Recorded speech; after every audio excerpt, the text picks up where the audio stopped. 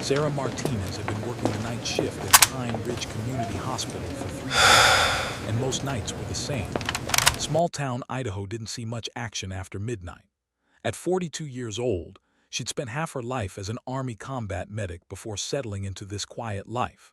The younger nurses often whispered about her behind her back. They called her the old soldier and rolled their eyes when she insisted on checking supplies twice or running through emergency protocols. "We're not in a war zone, Sarah," her supervisor Linda had said just last week. "Maybe it's time to relax a little." Sarah never relaxed. She couldn't.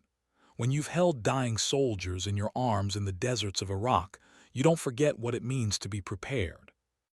It was 2:47 a.m. when the automatic doors burst open. Sarah was at the nurse's station, reorganizing the medical cart that the day shift had left in chaos. She looked up to see a woman stumbling through the entrance, half carrying, half dragging a man who was easily twice her size. "Help, please, somebody help us," the woman screamed. Sarah's training kicked in instantly. She ran toward them, her eyes scanning the man's body. Blood. So much blood. His shirt was soaked through, and she could see at least a dozen entry wounds across his chest and abdomen. "Get me a gurney, now," Sarah shouted to the front desk clerk who stood frozen in shock. "Move." The young woman helping the injured man was crying, her hands shaking. "I found him on the highway. He was lying there. I didn't know what to do." Sarah helped lower the man onto the gurney that finally arrived. She pressed her fingers to his neck, feeling for a pulse. It was there, but weak and irregular. His skin was cold and clammy. She'd seen these signs before. This man was dying. "Call Dr. Hendricks," Sarah commanded. "Tell him we have a trauma patient, multiple gunshot wounds, going into shock." Linda, the night supervisor, finally appeared from the break room. Her eyes went wide when she saw the blood. "Sarah, we can't handle this here. We need to transfer him to Boise General. They have a trauma unit." "He won't make it 30 minutes, Sarah said, already cutting away the man's shirt. She counted the wounds, 13 visible on the front. God knew how many on his back. "We start treatment now or he dies."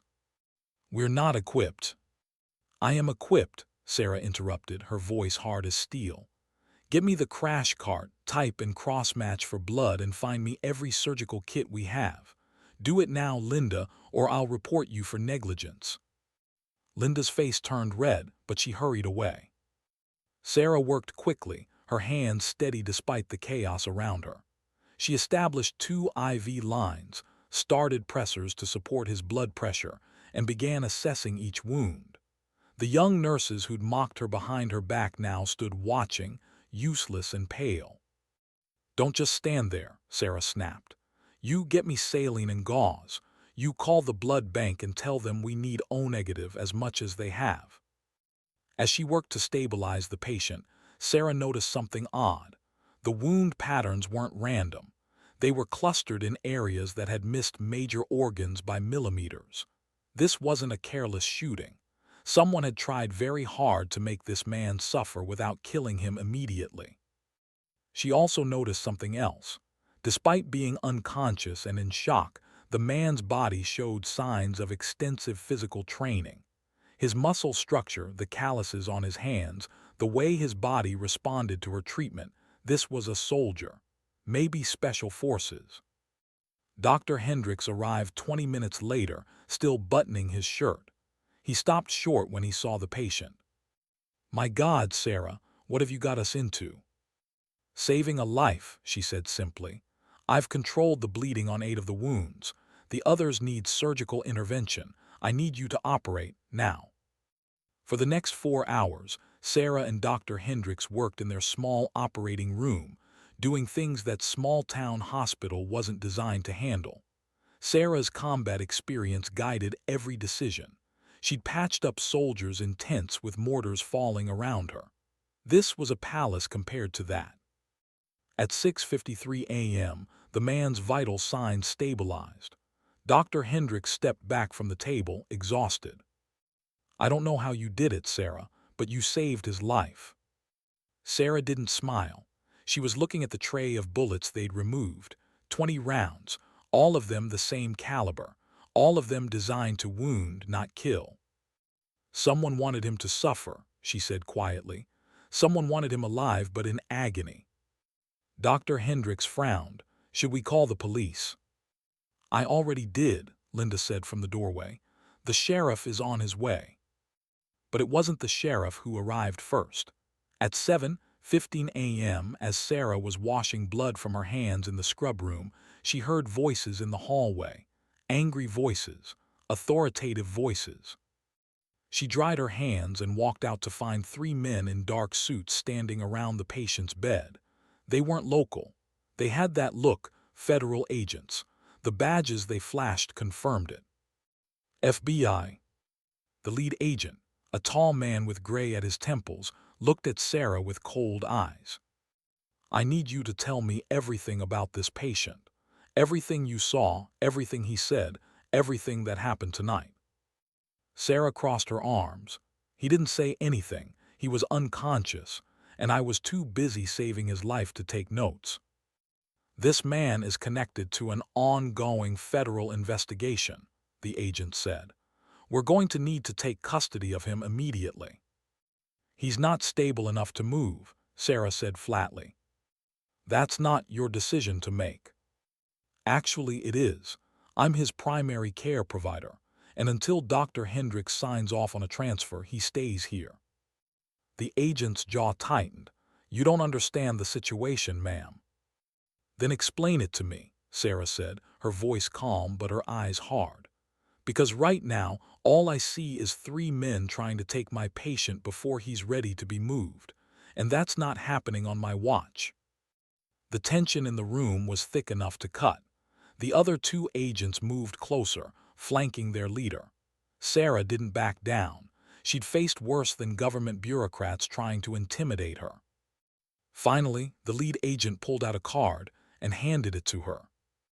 We'll be back this afternoon with the proper paperwork. In the meantime, no one, and I mean no one, is allowed to see this patient except essential medical staff. No visitors, no phone calls, no information leaves this hospital. Is that clear? Crystal, Sarah said. As the agents left, Sarah looked down at the card.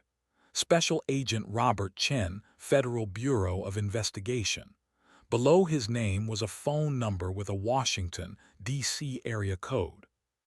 She slipped the card into her pocket and walked back to her patient's room. The young woman who'd brought him in was still there, sitting in the corner, her clothes stained with his blood. You should go home, Sarah said gently. Get some rest. You did good tonight. You saved his life by bringing him here. The woman looked up with red, exhausted eyes. Who is he?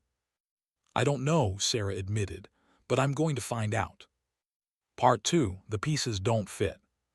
Sarah should have gone home when her shift ended at 7 a.m., but she couldn't leave. Something about this whole situation felt wrong. She'd dealt with gunshot victims before, both in combat and in the emergency room.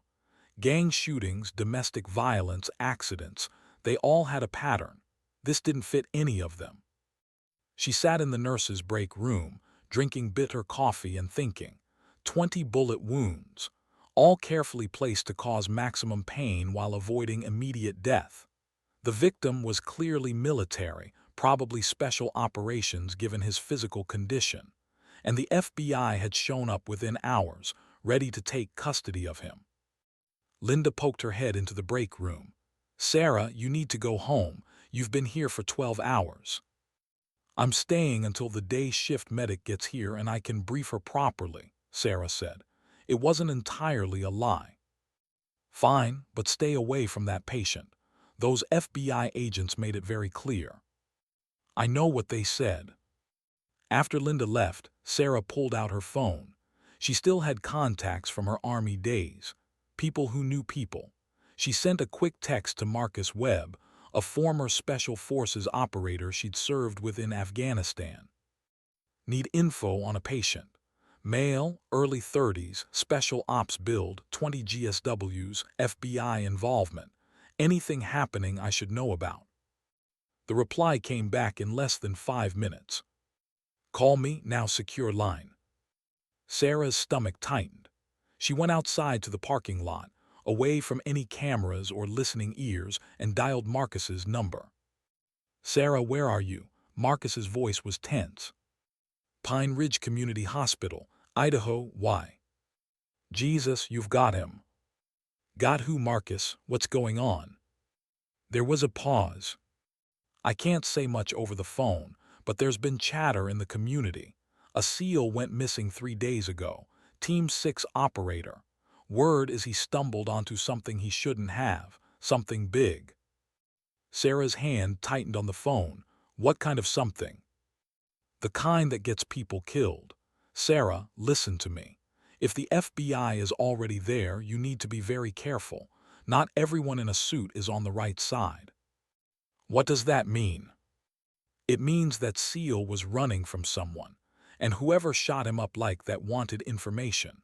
They wanted him to talk before he died, if he's still alive and the wrong people know where he is. He's in danger. You're both in danger, Marcus said. Sarah, I know you. I know you won't walk away from this, but please be smart.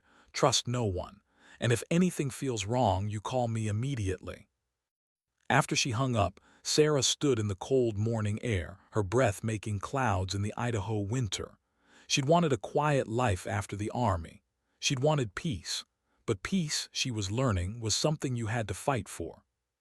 She went back inside. The hospital was waking up now, the day shift arriving, visitors starting to trickle in. Sarah walked past her patient's room and glanced through the window. He was still unconscious, machines beeping steadily, keeping him alive. A uniformed sheriff's deputy sat outside the door now. Sarah recognized him, Tom Brennan, a local kid who'd graduated from Pine Ridge High about 5 years ago. He gave her a nervous nod. Morning, Ms. Martinez. FBI asked the sheriff to post someone here until they get back. How long you on duty, Tom? Until 4 p.m., I guess. He shifted uncomfortably. This is kind of weird, isn't it? We never get FBI in Pine Ridge. It's definitely unusual, Sarah agreed. She lowered her voice. Tom, I need to ask you something.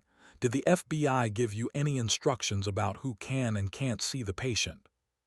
Just that only medical staff allowed. No visitors, and I'm supposed to write down the name of anyone who goes in or out. Even medical staff. That's what they said. Sarah nodded slowly. Okay, thanks, Tom. She went to the nurse's station and logged into the computer system. Her patient, still listed as John Doe, had been entered into the system by the overnight clerk. Sarah pulled up his chart and began reading through the notes from the surgery. Dr. Hendricks had been thorough. He documented every wound, every procedure, every complication. Sarah studied the wound diagram he'd sketched. The bullet patterns formed a clear picture. Whoever had shot this man knew anatomy. They'd avoided the heart, the major arteries, the liver. They'd caused incredible pain and blood loss, but they'd kept him conscious as long as possible. This was torture. Sarah heard footsteps and quickly closed the chart. Jennifer Park, one of the day shift nurses, appeared around the corner. Sarah, you're still here. Just finishing up some paperwork. How are you, Jen? Tired, my daughter kept me up all night with a fever. Jennifer lowered her voice. Is it true? We have a patient with 20 bullet wounds. Word spread fast in a small hospital. It's true, Sarah said. He's stable now, but it was touch and go. I heard the FBI came, and there's a deputy outside his room. Jennifer's eyes were wide with curiosity. Who is he? Some kind of criminal? I don't think so, Sarah said carefully, but I don't know much more than you do. That was mostly true. At noon, Sarah finally left the hospital. She drove home to her small house on the edge of town, her mind still racing. She should sleep. She was exhausted, but every time she closed her eyes, she saw those bullet wounds. She saw the careful, methodical cruelty of them. Instead of sleeping, she sat at her kitchen table with her laptop and started searching. Navy SEAL missing, federal investigation. She used every search term she could think of. Nothing came up in the news. Whatever was happening, it was being kept very quiet. Her phone rang, unknown number. Hello, Ms. Martinez, this is Special Agent Chen. We met this morning. Sarah sat up straighter. Yes, Agent Chen, what can I do for you? I wanted to follow up on our conversation. I realize we got off on the wrong foot. This is a complicated situation, and I appreciate the care you provided to the patient. Just doing my job. Of course. I wanted to let you know that we'll be transferring the patient to a federal medical facility this evening.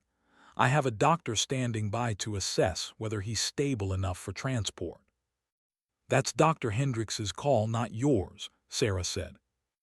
Dr. Hendrix has already agreed, Agent Chen said smoothly. The transfer will happen at 6 p.m.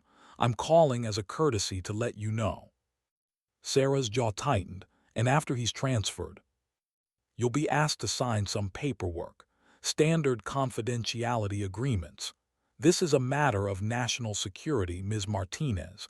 I'm sure you understand. I understand that someone tried to kill that man. I understand that he was tortured. And I understand that you showed up awfully fast for someone who supposedly just found out about this. There was a long silence on the other end of the line. Ms. Martinez, I'm going to give you some advice. The work you did last night was heroic. You saved a man's life. Be proud of that and let it be enough. Don't ask questions you don't want the answers to. Is that a threat? It's friendly advice from someone who's seen what happens to people who get involved in things beyond their understanding. The line went dead. Sarah sat staring at her phone. Every instinct she had, every lesson she'd learned in 20 years of military service was screaming at her. Something was very, very wrong. She thought about Marcus's warning. Not everyone in a suit is on the right side. At 5:30 p.m., Sarah drove back to the hospital. She knew she shouldn't. She knew the smart thing was to stay away, sign whatever paperwork they put in front of her, and forget this ever happened. But Sarah had never been good at doing the smart thing when someone needed help. The parking lot was unusually full for a Tuesday evening. Sarah recognized several of the vehicles, local sheriff's department cars. But there were also 2 black SUVs with government plates. She walked into the hospital and immediately felt the tension. The FBI was here in force now. 4 agents stood in the lobby, talking in low voices. They stopped when they saw her. Ms. Martinez, Agent Chen said, stepping forward, you didn't need to come back in. I wanted to check on my patient before the transfer. That won't be necessary. Everything is under control. I'd still like to see him. Agent Chen's expression hardened. I'm afraid that's not possible. The patient is being prepped for transport. Only essential personnel are allowed in the room. I am essential personnel. I'm the medic who saved his life. You were, past tense. The federal government is assuming his care now. Sarah felt anger rising in her chest, but she kept her voice level. Fine.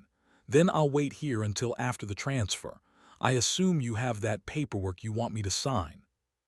Agent Chen studied her for a long moment. Finally, he nodded to one of the other agents, who handed Sarah a folder. Read it carefully. Once you sign, you are legally prohibited from discussing anything related to this patient or this incident. Violation carries serious penalties. Sarah took the folder and sat down in the lobby. She opened it and began to read. The document was dense with legal language, but the meaning was clear. She was to say nothing to no one about what had happened. Ever. She was about to sign when she heard shouting from upstairs. Everyone in the lobby looked up. The shouting got louder. Then there was a crash, the sound of equipment falling. Agent Chen and his team rushed toward the stairs. Sarah dropped the folder and followed. When she reached the second floor, she saw chaos. The door to her patient's room was open. Inside, the patient, her Navy SEAL, was awake and fighting. He'd pulled out his IV lines and was trying to get off the bed despite the fact that he should barely be able to move. Two nurses were trying to restrain him while Dr. Hendricks stood back, looking alarmed. "No," the patient was shouting, his voice hoarse and weak. "You can't. They'll kill me. You can't let them." Sarah pushed past the FBI agents and into the room. The SEAL's eyes were wild with fear and pain. He saw her and something in his expression changed. "You," he gasped, "you're the one who saved me." "I am," Sarah said, moving to his bedside. "You need to lie back down. You're going to tear your stitches." "Listen to me." His hand shot out and grabbed her wrist with surprising strength. "They're not FBI. They're not here to help. You have to." Agent Chen appeared at Sarah's shoulder. "Step aside, Ms. Martinez. He's agitated. Let me calm him down. Step aside now." The SEAL's grip on Sarah's wrist tightened. His eyes locked on hers. "The drive, I hit it. Coordinates. 44.2876 minus 116.0937. Old Fire Tower, they can't get it." One of the other agents moved in with a syringe. Before Sarah could protest, he'd injected something into the SEAL's shoulder. The patient's eyes rolled back and his grip on Sarah's wrist went slack. He slumped back against the pillows, unconscious again. "What did you give him?" Sarah demanded. "A sedative for his own safety." Agent Chen turned to her, his expression cold. "I think it's time for you to leave, Ms. Martinez. I think it's time you told me the truth about what's really going on here. I think you should be very careful about the accusations you make." They stood facing each other, the tension crackling between them. Sarah had faced down enemy combatants with less fear than she felt in this moment, because she finally understood what Marcus had tried to warn her about. Sarah left the hospital at 7:15 p.m. with her mind racing. She'd signed their paperwork, she had no choice, but the numbers the SEAL had whispered were burned into her memory. 44.2876 minus 116.0937. Coordinates. She drove home carefully, checking her rearview mirror every few seconds. No one seemed to be following her, but she couldn't be sure. When she pulled into her driveway, she sat in the car for a full minute, just watching the street. Everything looked normal. Her neighbor's dog was barking. The streetlights were flickering on in the growing darkness, but nothing felt normal anymore. Inside her house, Sarah locked the door and pulled out her phone. She opened a mapping application and typed in the coordinates the SEAL had given her. The location appeared on her screen. It was about 40 miles northeast of Pine Ridge, up in the mountains. The map showed nothing but forest, but when she zoomed in, she could make out what looked like an old road or trail. "An old fire tower," he'd said. Sarah sat at her kitchen table trying to think clearly. The smart thing to do was nothing. Forget the coordinates, forget the SEAL's words, go to work tomorrow and pretend none of this had happened. But she couldn't forget the fear in his eyes, the certainty in his voice when he said, "They're not FBI." Her phone rang, Marcus again. "You're in deep, aren't you?" he said without preamble. "How did you know?" "Because I just got a call from an old friend at JSOC, Joint Special Operations Command. They've been looking for Lieutenant Michael Torres for 3 days. Navy SEAL, Team 6. He went missing while investigating possible corruption in a joint task force operation." "Agent Chen and his team." "I don't know who Agent Chen is, but I know Torres sent a message to his command before he disappeared.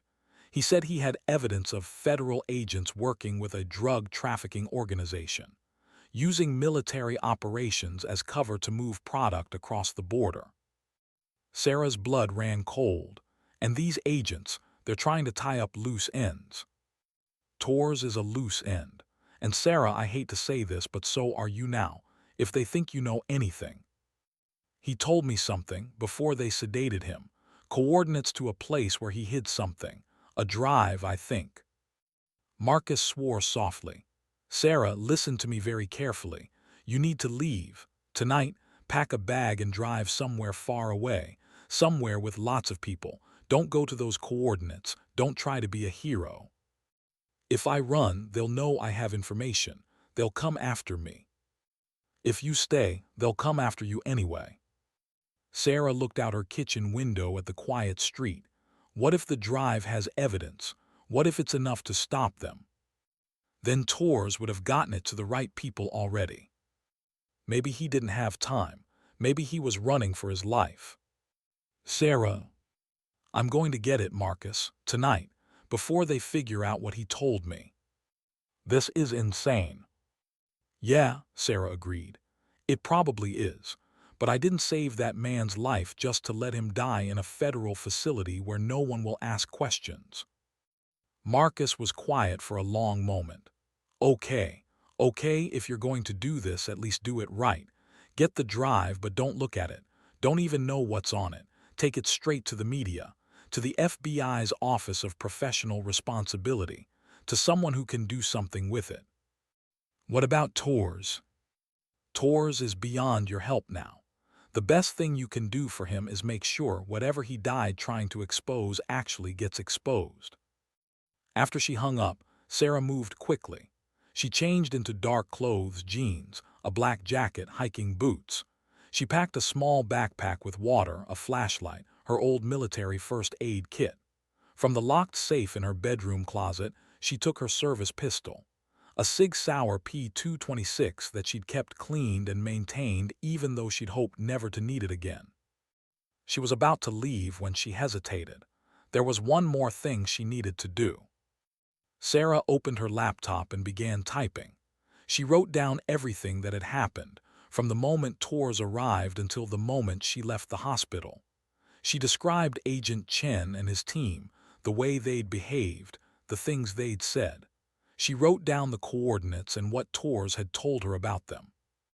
Then she emailed the document to 3 people: Marcus, her brother in Seattle, and her lawyer. The email was set to send automatically in 12 hours, unless she logged in and canceled it. Insurance. At 8:30 p.m., Sarah drove out of Pine Ridge heading northeast. The roads got narrower and darker as she climbed into the mountains. Snow lined the shoulders and the temperature was dropping fast. She almost missed the turnoff. The old Forest Service road was barely visible, half hidden by overgrown brush. Sarah turned onto it, her truck bouncing over the rough terrain. She drove slowly, lights off, using only the moonlight to navigate. After about 3 miles, the road became impassable. Sarah parked and continued on foot. The forest was silent except for the crunch of her boots in the snow. Her breath made clouds in the freezing air. She kept her flashlight off, letting her eyes adjust to the darkness. The moon was nearly full, providing just enough light to see by. 20 minutes of hiking brought her to a clearing. In the center stood the remains of an old fire lookout tower. It was a skeletal structure, maybe 40 feet tall, with a small cabin at the top. The stairs leading up looked like they might collapse at any moment. Sarah approached carefully, scanning the area. No fresh tire tracks in the snow. No sign that anyone else had been here recently. She started climbing the stairs, testing each step before putting her full weight on it. The metal groaned and creaked under her feet. About halfway up, one of the steps gave way completely. Sarah's foot crashed through, and she had to grab the railing to keep from falling. Her heart pounded as she pulled herself up and continued more carefully. At the top, the cabin door hung open on broken hinges. Sarah pulled out her flashlight and risked turning it on, keeping the beam low.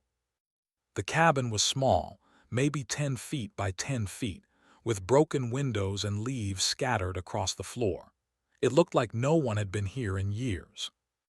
Where would Tors have hidden something? Sarah searched systematically. She checked the corners, the window frames, the floorboards. Nothing. Then she noticed something odd. One section of the floor had less dust than the rest. Sarah knelt down and examined it more closely. There were scratch marks, subtle but visible. Someone had moved something here recently. She found the loose floorboard and pried it up. Underneath, in a small hollow, was a waterproof bag. Sarah's hands trembled as she pulled it out. Inside the bag was a small external hard drive, the kind that could hold terabytes of data. This was it. This was what Tors had hidden, what he'd nearly died protecting. Sarah was about to put it in her backpack when she heard something that made her blood freeze. Voices coming from below. The tracks lead here. She came this way. Sarah switched off her flashlight and moved to the window. Below, she could see flashlight beams sweeping through the trees. Multiple people moving toward the tower. They'd found her. Sarah looked around frantically. There was no other way down. The cabin was 40 feet in the air, accessible only by the one staircase that the men below would be covering within seconds. She shoved the hard drive into her jacket pocket and zipped it securely. Then she moved to the opposite side of the cabin, the side facing away from the approaching men. The window was broken out completely. Sarah looked down. Below the tower, the ground sloped away steeply, covered in deep snow and small trees. It was a crazy idea, but she was out of options. Sarah climbed onto the window frame, took a deep breath, and jumped. She hit the snow-covered slope hard and immediately started rolling. The world tumbled around her. Sky, trees, snow, sky again. She tried to protect her head with her arms as branches whipped past her. She finally came to a stop about 100 feet down the slope, half buried in a snowdrift. Every part of her body hurt, but nothing felt broken. Above, she could hear shouting. She jumped down the south side. Sarah struggled to her feet and started running, or as close to running as she could manage in the deep snow. She could hear them coming after her, crashing through the brush. But Sarah had one advantage. She'd grown up in Idaho. She'd spent her childhood hiking these mountains, and she'd spent years as a combat medic, learning to navigate hostile terrain in the dark. She led them on a chase through the forest, moving as quietly as she could, using every trick she'd learned in the army. She backtracked, she crossed her own trail, she moved through a freezing creek to lose her scent in case they had dogs. After an hour, she couldn't hear them anymore. Sarah allowed herself to stop, leaning against a tree and gasping for breath. Her legs were shaking with exhaustion. She was soaked from the creek, and hypothermia was a real danger. But she'd made it. She had the drive. Now she just had to stay alive long enough to do something with it. Sarah pulled out her phone. No signal up here in the mountains. She'd have to get back to her truck, back to civilization. She started moving again, navigating by the stars and her memory of the terrain. It took her 2 more hours to make it back to where she'd parked. By the time she reached her truck, she was shivering uncontrollably and could barely feel her fingers. She climbed in, started the engine, and turned the heat on full blast. Then she just sat there for a moment, trying to process what had just happened. Someone had tracked her to those coordinates, which meant they either knew what Tors had told her, or they'd been watching her and followed her here. Either way, she was in serious danger. Sarah pulled the hard drive from her pocket. It was still dry, still intact. Whatever was on this device, it was worth killing for. She needed to get it to someone who could use it, but who could she trust? As if in answer, her phone buzzed. Signal had returned. She had a text message from an unknown number. "Ms. Martinez, we need to talk. There's more going on here than you understand. You're in danger. I can help you, but you have to trust me. Meet me at the coffee house on Main Street in Pine Ridge. 6 a.m. Come alone. Special Agent Diana Reeves, FBI Internal Affairs." Sarah didn't go home. Instead, she drove to the Walmart on the edge of town and parked in the lot with a dozen other vehicles. She stayed awake through the night, sitting in her truck with the engine running intermittently for heat, watching for anyone who might be looking for her. At 5:45 a.m., she drove to Main Street, Pine Ridge was just waking up. A few early risers were walking their dogs. The bakery was turning on its lights. Everything looked peaceful and normal. The coffee house was a local place that had been there for 30 years, long before chain coffee shops had become fashionable. Sarah parked where she could see both the front and back entrances and waited. At exactly 6 a.m., a woman entered the coffee shop. She was in her late 30s, with dark hair pulled back in a ponytail, wearing jeans and a wool coat. She didn't look like FBI, but Sarah had learned that didn't mean anything. Sarah waited 5 more minutes, watching. No one else arrived. No black SUVs, no obvious backup. Finally, she got out of her truck and walked into the coffee shop. The woman was sitting at a corner table with 2 cups of coffee already ordered. She looked up when Sarah entered and gestured to the empty chair. "Ms. Martinez, thank you for coming. I wasn't sure you would." Sarah sat down but didn't touch the coffee. "Show me your credentials." The woman pulled out her badge and ID. Special Agent Diana Reeves, Federal Bureau of Investigation, Internal Affairs Division. It looked real, but Sarah had no way to verify it. "What do you want?" Sarah asked. "I want to help you, and I want to stop the people who are using my agency to commit crimes." "Agent Chen." Reeves nodded. "Robert Chen isn't FBI. Or rather, he is, but he's working for someone else. Him and at least 3 other agents in his unit. They've been under investigation for 6 months." "For what?" "Drug trafficking, money laundering, obstruction of justice, and now attempted murder." Reeves leaned forward. Lieutenant Michael Torres stumbled onto their operation by accident. He was part of a joint task force working on border security. He noticed discrepancies in seizure reports. Drugs that should have been in evidence were disappearing. Money from busts was being skimmed. And when he started asking questions, they tried to kill him, made it look like a cartel hit. 20 bullets to make sure he suffered, to make sure anyone watching would think it was revenge for something. Reeves took a sip of her coffee. "But Torres is tough, tougher than they expected. He made it away from them and was trying to get to his command when he collapsed on that highway. The woman who brought him to the hospital. A good Samaritan who saved his life. She's being protected now. We have her in a safe location." Sarah absorbed this. "Why should I trust you? How do I know you're not working with Chen?" "You don't," Reeves admitted. "But I can tell you things that prove I'm not. For instance, I know that Torres gave you coordinates before Chen sedated him. I know you went to those coordinates last night. And I know you found what Torres hid there." Sarah's hand instinctively went to her jacket pocket where the hard drive was hidden. Reeves noticed. "I'm not here to take it from you," she said. "I'm here to make sure it gets to the right people, people who will actually use it to bring Chen and his crew down." "Where's Torres now?" Reeves's expression darkened. "Gone. Chen moved him in the middle of the night to an undisclosed location. Officially, it's for his protection, but we both know the truth. They're going to kill him. They're going to try, but we're not going to let that happen." Reeves pulled out her phone and showed Sarah a photo. It showed Chen and 2 other men standing next to a black SUV outside what looked like a warehouse. "This was taken 3 hours ago. We've been tracking Chen since he left Pine Ridge. We know where he's holding Torres." "Then why haven't you arrested them?" "Because we need evidence. Chen is smart. He's covered his tracks well. Torres had evidence, but we need to know what it is. We need to see what's on that drive." Sarah studied Reeves carefully. Every instinct told her to be cautious, to trust no one. But Marcus's words echoed in her mind. "Torres is beyond your help now.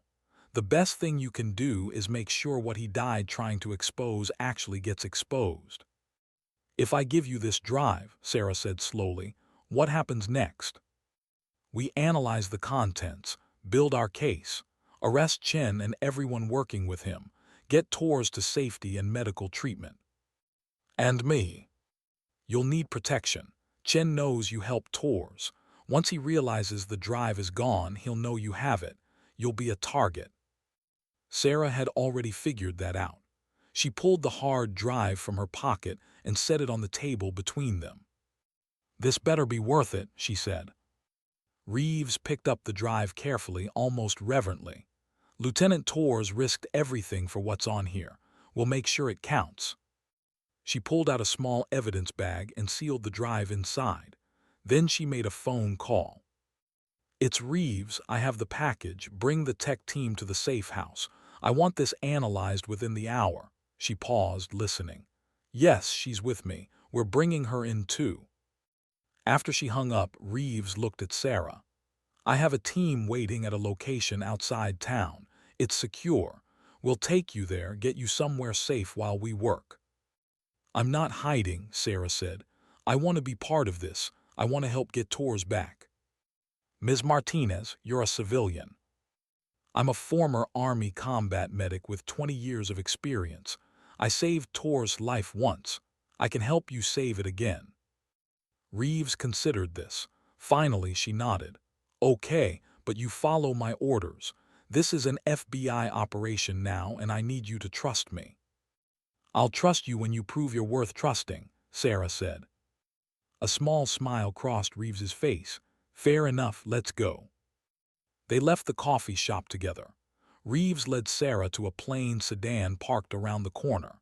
As they drove out of Pine Ridge, Sarah watched her town disappear in the rearview mirror. She'd lived here for 3 years, seeking peace and quiet after the chaos of military life. Funny how things worked out. The safe house was a cabin about 20 miles outside town, hidden down a private road. 2 FBI vehicles were already there. Reeves introduced Sarah to her team, 4 agents, all from internal affairs, all focused on bringing down corruption within the Bureau. Inside the cabin, a tech specialist was setting up equipment. Reeves handed him the hard drive. "How long?" she asked. "Give me 30 minutes to decrypt it, then we'll see what we've got." While they waited, Reeves spread out files on the kitchen table. "This is what we know so far about Chen's operation." Sarah looked at the documents. Photos of Chen and his team meeting with known drug traffickers, financial records showing suspicious transactions, phone logs and surveillance reports. "You have all this," Sarah said. "Why do you need the drive?" "Because Chen is careful. Everything we have is circumstantial, good enough to investigate but not enough to arrest. What we need is direct evidence. Documents, recordings, something that proves his involvement beyond doubt." The tech specialist called out from the other room. "Got it. You're going to want to see this." They gathered around his laptop. The screen showed a directory of files, hundreds of them. "There's everything here," the tech said, clicking through folders. "Financial transactions showing drugs being moved through official channels, communications between Chen and cartel leadership. And look at this." He opened a video file. The screen showed grainy footage of what looked like a warehouse. Men were moving bundles, clearly drugs, into vehicles with government plates. And standing in the background, supervising, was Agent Robert Chen. "This is gold," Reeves breathed. "This is exactly what we need."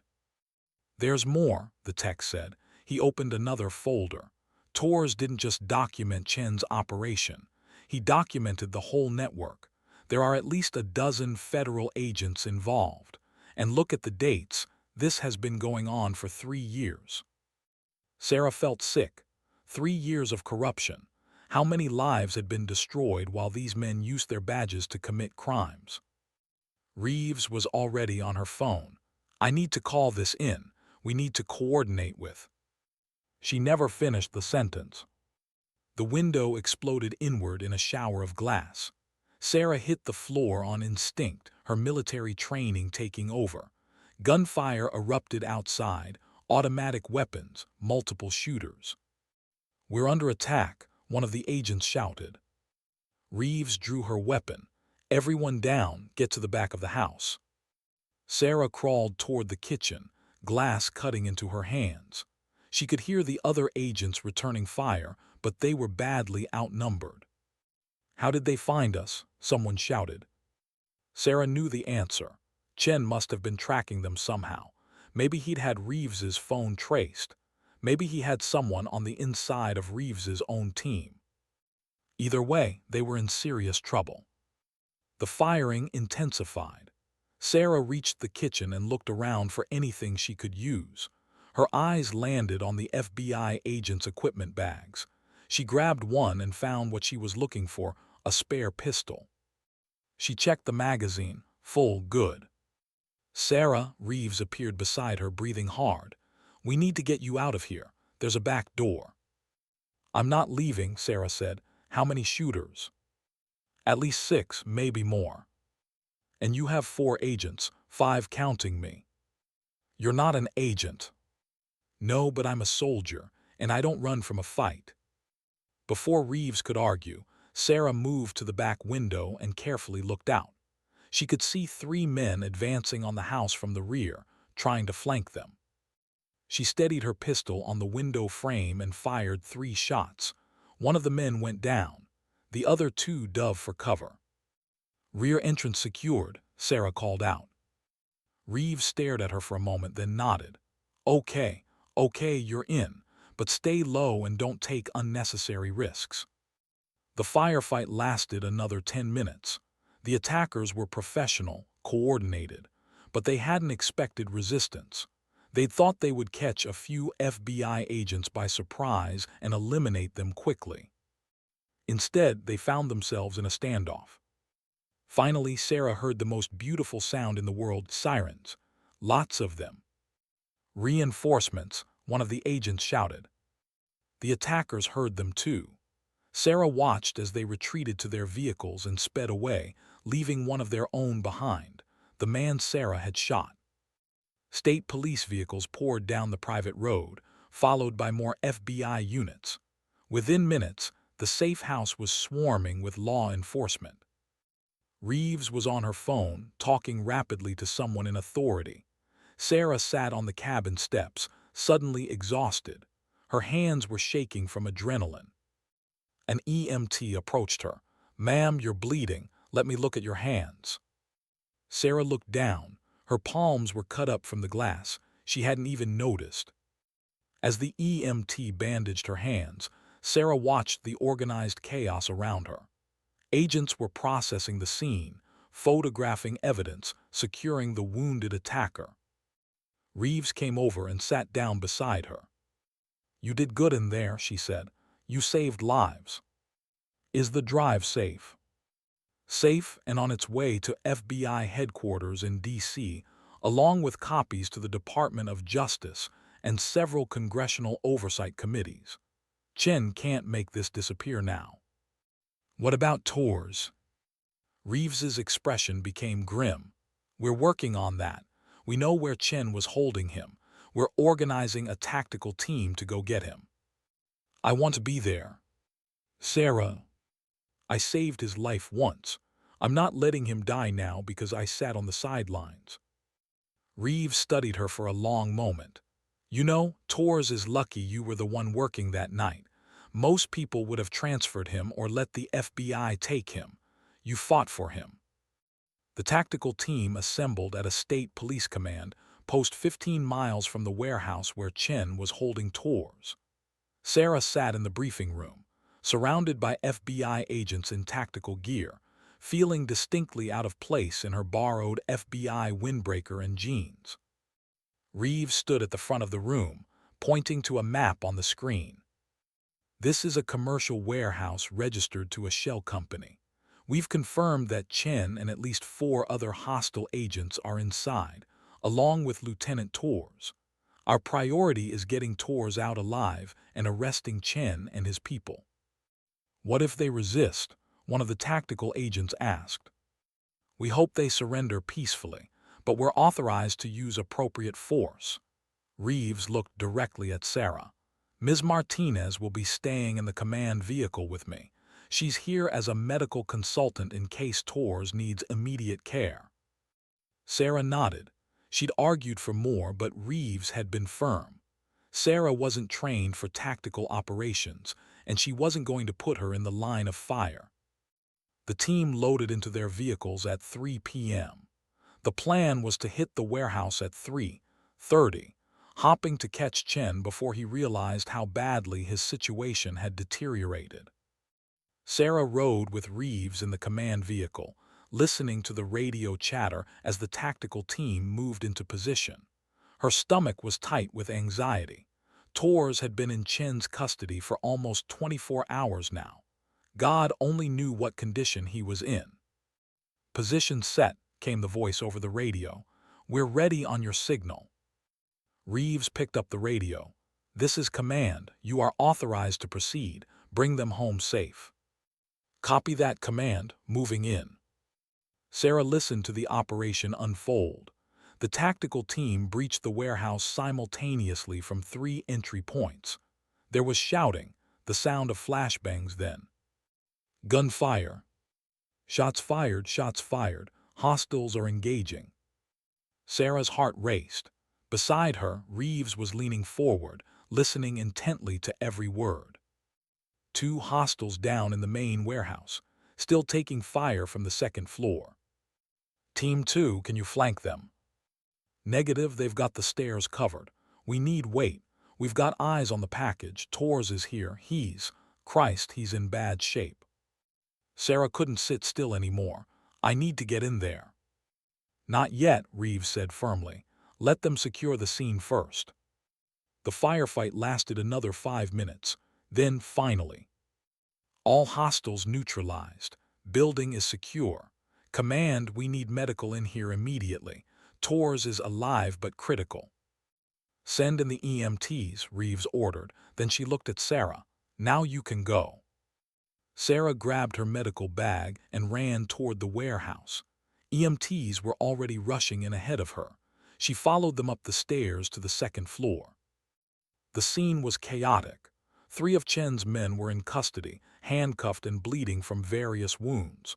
One was dead, and Chen himself was on his knees, hands behind his head, being cuffed by 2 FBI agents. But Sarah's attention was on the far corner of the room, where Torres lay on a dirty mattress, surrounded by EMTs. She pushed through and knelt beside him. "Let me see him. I'm his medic." The EMTs made room. Sarah's heart sank when she saw Torres' condition. His surgical wounds had been reopened. He had new injuries, burns, bruises, signs of torture. His breathing was labored and his skin was gray. "Torres," Sarah said, leaning close. "It's Sarah Martinez. I'm here. You're safe now." His eyes fluttered open. For a moment they were unfocused. Then they found her face and something like recognition appeared. "You came," he whispered. "Of course I came. I told you I don't give up on my patients." "The drive. We have it. Everything on it is being sent to people who will use it. You did it, Torres. You stopped them." A weak smile crossed his face. "Told you, Navy SEALs, don't quit." "Neither do Army medics," Sarah said. She looked at the EMTs. "We need to get him to a hospital now." They loaded Torres onto a stretcher and carried him down to the waiting ambulance. Sarah rode with him, monitoring his vitals, adjusting his IVs, doing everything she could to keep him stable. "Stay with me, Torres," she kept saying. "You've come too far to quit now." At the hospital, a real trauma center in Boise, this time, Torres was rushed into surgery. Sarah stood in the waiting room, still in her blood-stained clothes, watching through the windows as the trauma team worked. Reeves found her there an hour later. "The doctors say he's going to make it," she said. "Thanks to you again." Sarah let out a breath she hadn't realized she'd been holding. "And Chen?" "In custody, along with 7 other agents we've arrested based on evidence from the drive. The Justice Department is treating this as the biggest corruption case in FBI history." Reeves sat down beside Sarah. "You should know there's going to be media attention, congressional hearings. The whole thing is going to be very public." "I don't want attention. I just wanted to help." "I know, but you're a hero, Sarah. You saved a Navy SEAL's life twice, exposed massive corruption, and helped bring down dangerous criminals. People are going to want to hear your story. Sarah thought about that. She'd spent 3 years trying to live quietly, trying to forget the chaos and violence of her past, but maybe running from it hadn't been the answer. "Will I have to testify?" she asked. "Yes, against Chen and the others. Are you okay with that?" "As long as it helps put them away," Sarah said. "Then I'm okay with whatever it takes." 3 days later, Sarah stood outside Tor's hospital room. He was awake now, weak but recovering. The doctors said he'd need months of rehabilitation, but he was going to make it.